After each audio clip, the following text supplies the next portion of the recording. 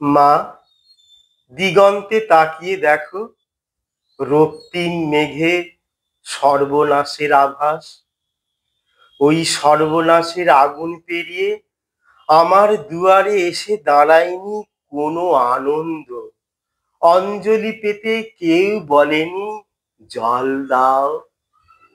সারা জীবন আমাকেই তীব্র পিপাসায় চিৎকার করতে হয়েছে, জল দাও, জল দাও। চৈত্রের মধ্য দুপুরে পাখিরা ডানা গুটিয়ে নেয়, দূর শহরের রাস্তায় বাবুদের ভিড় নেই। গাঁয়ের কুকুরগুলো ঢুকে যেতে চায় উঠোনের ছায়ায়। আমাকে এখন যেতে হবে দূর নদীর চড়ায়, বালি খুঁড়ে তুলে আনতে হবে ফোঁটা ফোঁটা জল। তারপর ফিরে আসবো খরায় ফাটা মাঠ, শুকনো পুকুর আর টলটলে জলে ভরা নতুন ইনারার পাশ দিয়ে, বাবুদের ইনারা।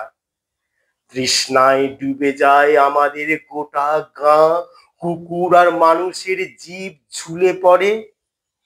আর বাবুদের ইনারায় বাবুদের ছেলেদের স্নান। আমাদের শরীর জ্বলে যায় চৈত্রের খরায়। মা, আমি এক চণ্ডালিকা, বাঁকুড়া, পুরুলিয়া, রাড়ের হাহা করা মাঠ ফাটিয়ে, বিহারের তপ্ত প্রান্তর চিরে আমি চিৎকার করছি জল দাও।